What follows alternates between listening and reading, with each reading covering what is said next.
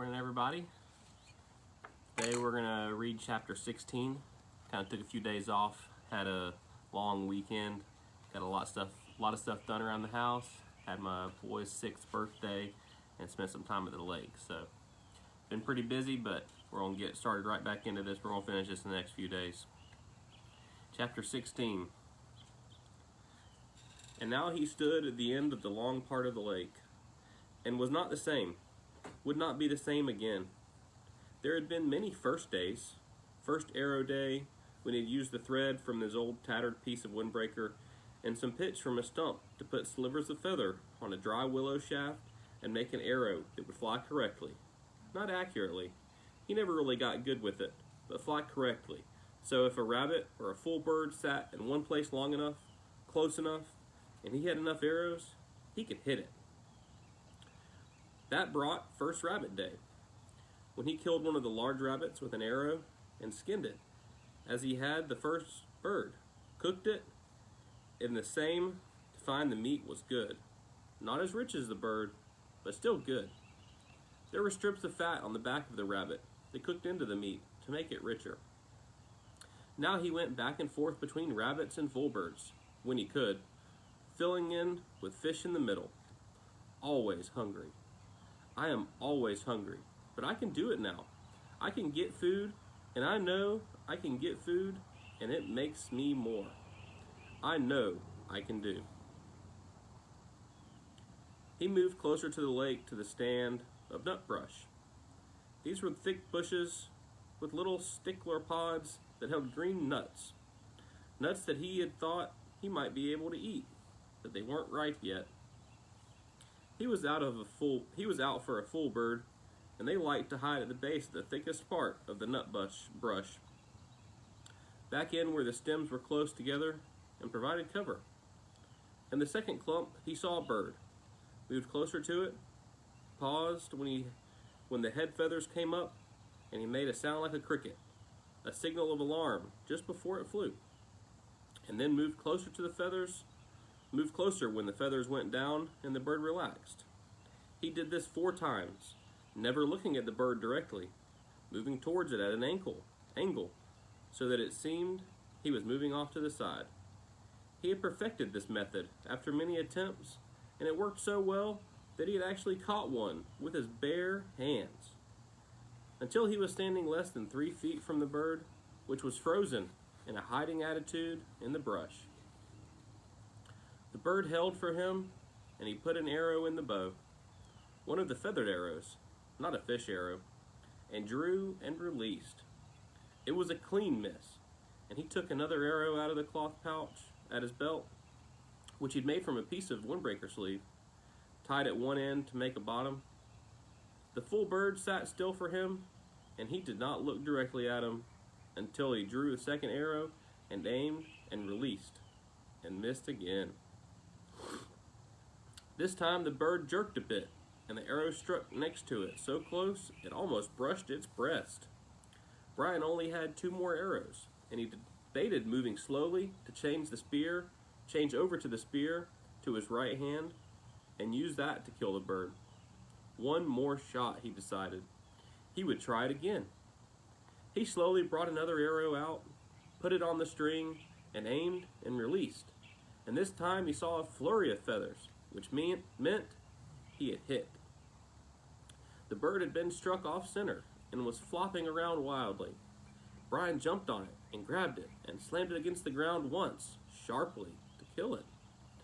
Then he stood and retrieved his arrows and made sure they were all right and went down to the lake to wash the blood off his hands. He kneeled at the water's edge and put the dead bird and his weapons down and dipped his hands into the water. It was very nearly the last act of his life. Later, he would not know why he started to turn. Some smell or sound, a tiny brushing sound. But something caught his ear or nose, and he began to turn. And his head half around, he saw a brown wall of fur detach itself from the forest to rear and come down on him like a runaway truck. He just had time to see that it was a moose. He knew them from the pictures, but did not know could not guess how large they were when it hit him. This was a cow, and she had horns. But she took him to the left side of the back with her forehead, took him and threw him out into the water, and then came after him to finish the job. He had another half a second to fill his lungs with air, and she was on him again, using her head to drive him down into the mud of the bottom. Insane, he thought. Just that, the word insane. Mud filled his eyes, his ears. The horn boss on the moose drove him deeper and deeper into the bottom of the muck. Suddenly, it was over, and he felt alone. He sputtered to the surface, sucking air and fighting panic, and when he wiped the mud and water out of his eyes and cleared them, he saw the cow standing sideways to him, not 10 feet away, calmly chewing on a lily pad root. She didn't appear to even see him, or didn't care about him. Brian turned carefully and began to swim out of the water. As soon as he moved, the hair on her back went up, and she charged him again, using her head and front hooves this time, slamming him back and down into the water. On his back this time, and he screamed the air out of his lungs and hammered on his hands with his fists and filled his throat with water, and she left again. Once more he came to the surface, but he was hurt now, hurt inside, hurt in his ribs, and he stayed hunched over, pretended to be dead. She was standing again, eating. Brian studied her out of one eye, looking to the bank with the other, wondering how seriously injured he was, wondering if she would let him go home this time. Insane. He started to move, ever so slowly.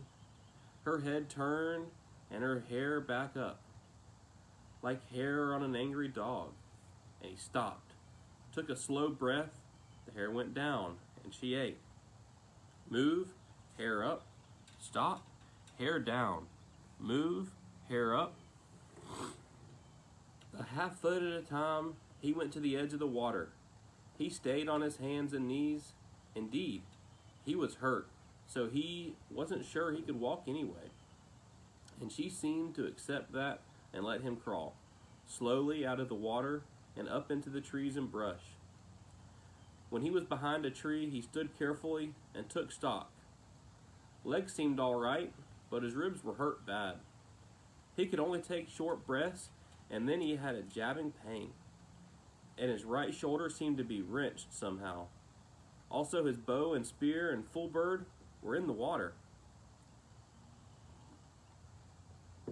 At least he could walk, and he had just about decided to leave everything when the cow moved out of deeper water and left him. As quickly as she'd come, walking down along the shoreline in the shallow water, with her long legs making sucking sounds when she pulled them free of the mud. Hanging on a pine limb, he watched her and let her go, half expecting her to turn and come back to run him over again. But she kept going, and when she was well gone from sight, he went to the bank and found the bird, then waded out a bit deeper to get his bow and spear. Neither of them was broken, and arrows, incredibly, were still on his belt in the pouch, although messed up with mud and water. It took him almost an hour to work his way back around the lake. His legs worked well enough, but if he took 2 or 3 steps fast, he would begin to breathe deeply, and the pain from his ribs would stop him, and he would have to lean against the tree until he could slow back down to shallow breathing. She had done more damage than he originally thought. The insane cow. No sense at all to it. Just madness. When he got to the shelter, he crawled inside and was grateful that the coals were still glowing and that he had enough wood first thing in the morning to get ready for the day. Grateful that he had enough wood for 2 or 3 days at a time. Grateful that he had fish nearby if he needed to eat. Grateful, finally, as he dozed off, that he was alive. So insane, he thought, letting sleep cover the pain in his chest, Such an insane attack for no reason. And he fell asleep with his mind trying to make the moose have reason. The noise awakened him. It was a low sound, a low, roaring sound that came from the wind. His eyes snapped open, not because it was loud, because it was new. He had felt the wind in his shelter, felt the rain that came with wind, and had heard thunder many times in the past 47 days. But not this noise. Low, almost alive, almost from a throat somehow. The sound. The noise was a roar, a far-off roar, but coming at him. And when he was fully awake, he sat up in the darkness, grimacing with the pain from his ribs. The pain was different now, a tightened pain, and it seemed less. But the sound, so strange, he thought, a mystery sound, a spirit sound, a bad sound. He took some small wood and got the fire going again, felt some little comfort and cheer from the flames, but also felt that he should get ready. He did not know how, but he should get ready. The sound was coming for him, just for him, and he had to get ready. The sound wanted him. He found the spear and bow where they were hanging on the pegs of the shelter wall and brought his weapons to bed he had made of pine boughs. More comfort, but like the comfort of the flames, it didn't work with his new threat that he didn't understand yet. Restless threat, he thought, and stood at the shelter away from the flames to study the sky, but it was too dark. The sound meant something to him, something from his memory, something he had read about, something he had seen on television. Something. Oh, he thought. Oh no. It was wind. Wind like the sound of a train, with the low belly roar of a train. It was a tornado. That was it. The roar of a train meant bad wind, and it was coming for him. God, he thought, on the top of the moose, not this. Not this. But it was too late to do anything. In the strange stillness, he looked at the night sky, then turned back to his shelter and was leaning over to go through the door opening when it hit. Later he would think of it and find that it was just the same as the moose, just insanity. He was taken to the back by some mad force and driven into the shelter on his face, slammed down onto the pine branches of his bed. At the same time, the wind tore at the fire and sprayed the red coals and sparks in a cloud around him. Then it backed out, seemed to hesitate momentarily, and returned with a massive roar, a roar that took his ears and mind and body. He was whipped against the front wall of the shelter like a rag, felt a ripping pain in his ribs again, then was hammered back down in the sand once more, while the wind took the whole wall, his bed, the fire, his tools, all of it, and threw it out into the lake, gone out of sight, gone forever. He felt a burning on his neck and reached up to find red coals there. He brushed those off, found more in his pants, brushed those away, and in the wind hit again. Heavy gusts, tearing gusts. He heard trees snapping in the forest around the rock, felt his body slipping out, and clawed at the rocks to hold himself down.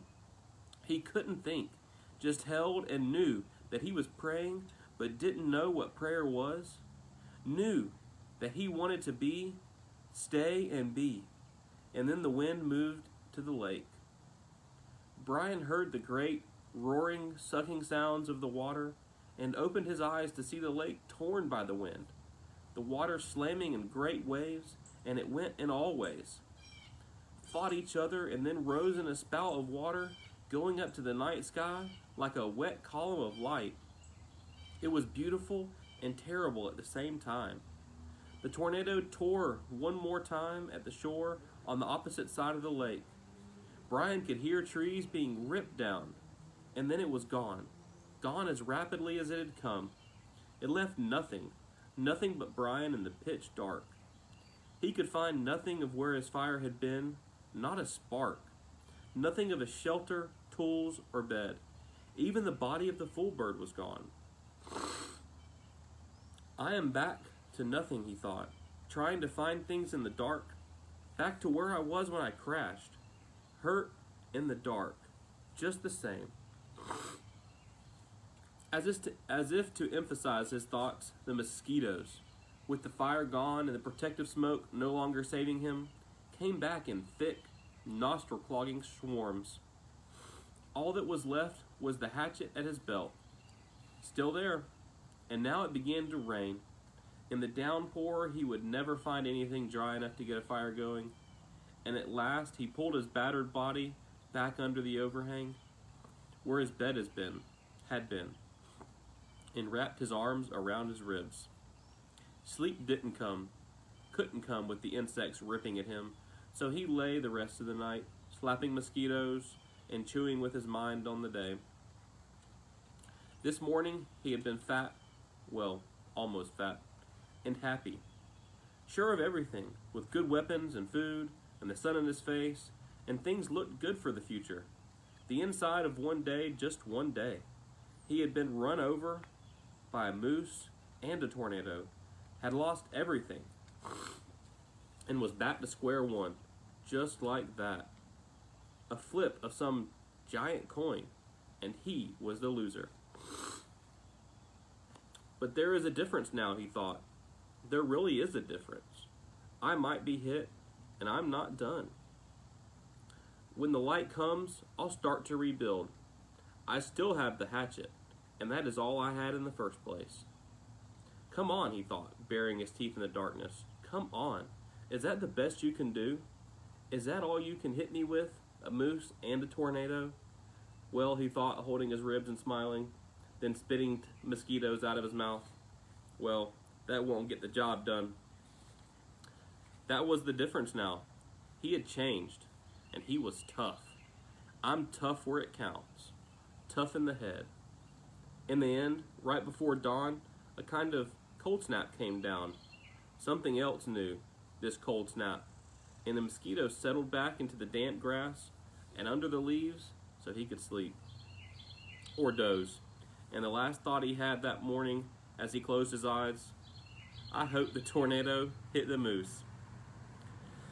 When he awakened, the sun was cooking the inside of his mouth and had dried his tongue to leather.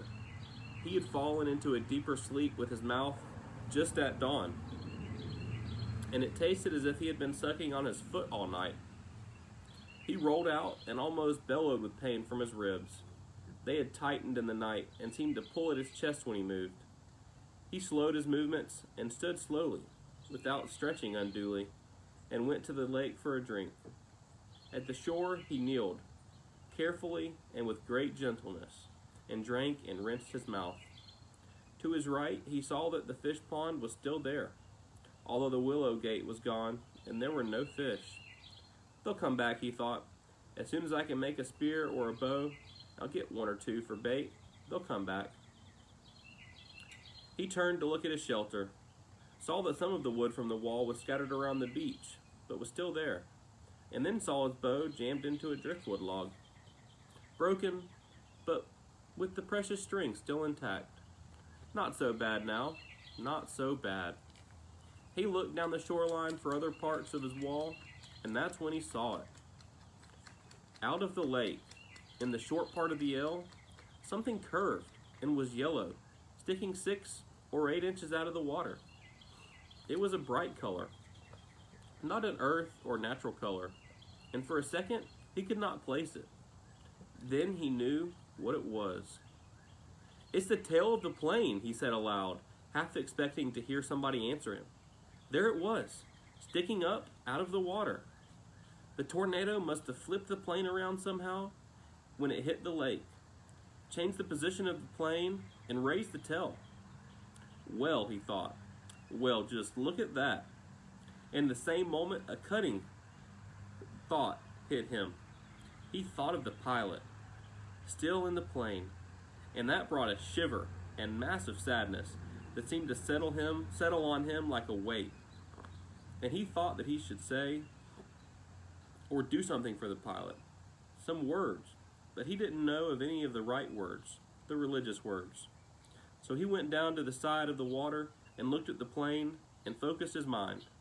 The wind, the way he did when he was hunting the fool birds and wanted to concentrate, focused on the pilot and thought, have rest forever. All right, that's the end of chapter 16. Whew. The wilderness is relentless. All right, so we got chapter 17, 18, and 19. We're getting there. Hope everybody has a great day.